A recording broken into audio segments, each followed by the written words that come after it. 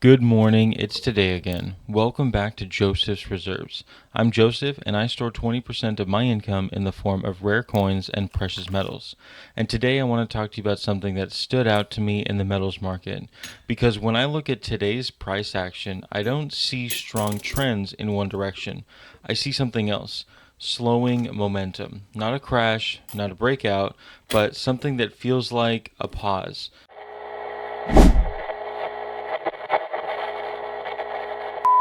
Congratulations to Barefoot Billy for being the first to comment on yesterday's video. Thank you so much for the support. Y'all go down and find Barefoot Billy in the comments to start a conversation with him. So every week on Saturdays, I've been looking at the weekly close for gold, silver, platinum, palladium, and copper. And this week something interesting happened. Not super exciting, but definitely interesting. So let's go over the numbers. Gold closed at $4,540.30. Silver closed at $75.40. Platinum closed at $1,926. Palladium closed at $1,379. And copper closed at $6.19.82.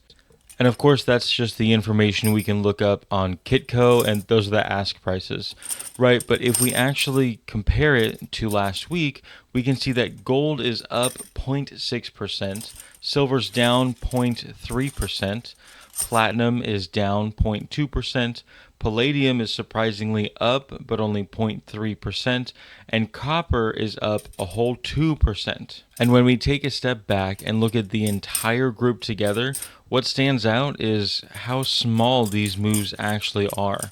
To me, that's the interesting part. After the kinds of move we've seen in precious metals over the last few months, we would expect either massive continuation, acceleration, or big reversals, but what we're seeing instead looks more like a very calm consolidation, a slowing down or a hesitation.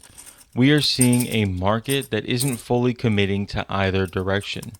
Gold, to its credit, is still holding its strength, up 0.6% this week. It's nothing dramatic, but it's still positive.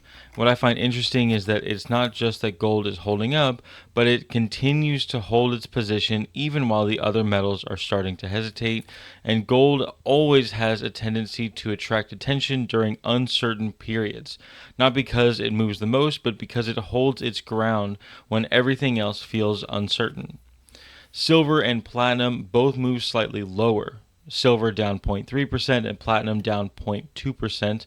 And again, these aren't large moves, but that's exactly the point. These are the big volatile metals. They're not collapsing, they're not surging. This is just an ease into a slower pace.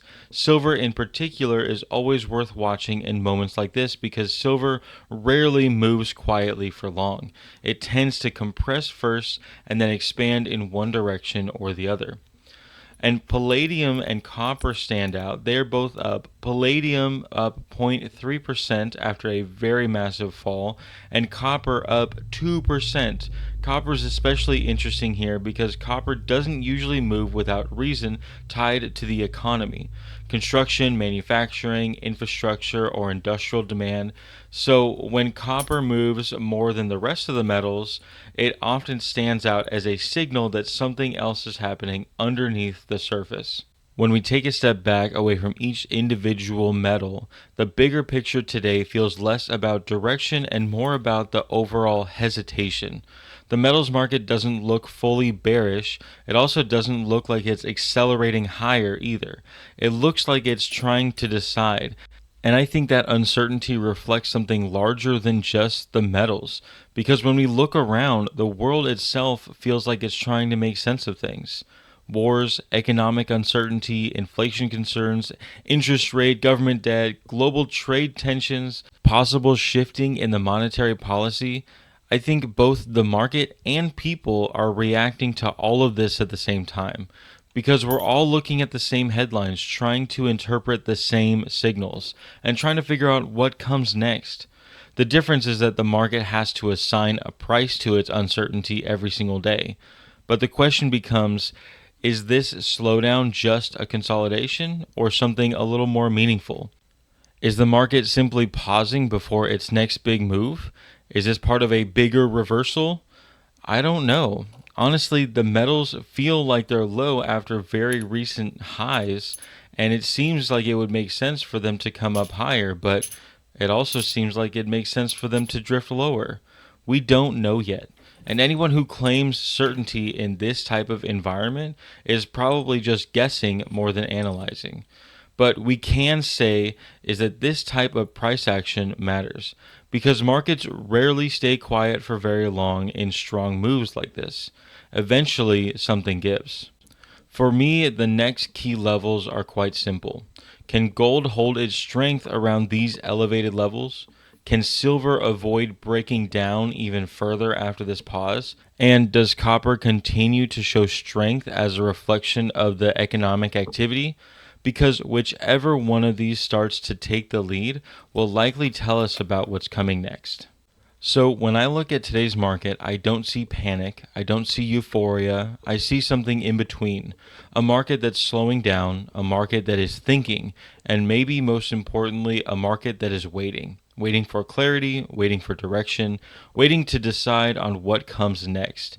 And in that way, I think it looks a lot like the rest of us, trying to make sense of this complicated world, waiting to find out what's next. But I'm curious what you think. Do you see this as the consolidation before another move higher or the continuation of this large reversal downward? Let me know down in the comments or join me and the family for a live Saturdays, meaning tonight at 7 p.m. I hope to see you there. If you enjoyed this video, make sure you hit the like button, go down into the comments to start or continue a conversation, share this video with someone you think may like it, and subscribe if you haven't already. And to those who have been subscribed for quite some time, thank you again for all your support. Of course, check out josephsreserves.com for any merchandise, zip-up bags, coffee mugs, and of course the It's Today Again coffee. But most of all, thank you so much for watching.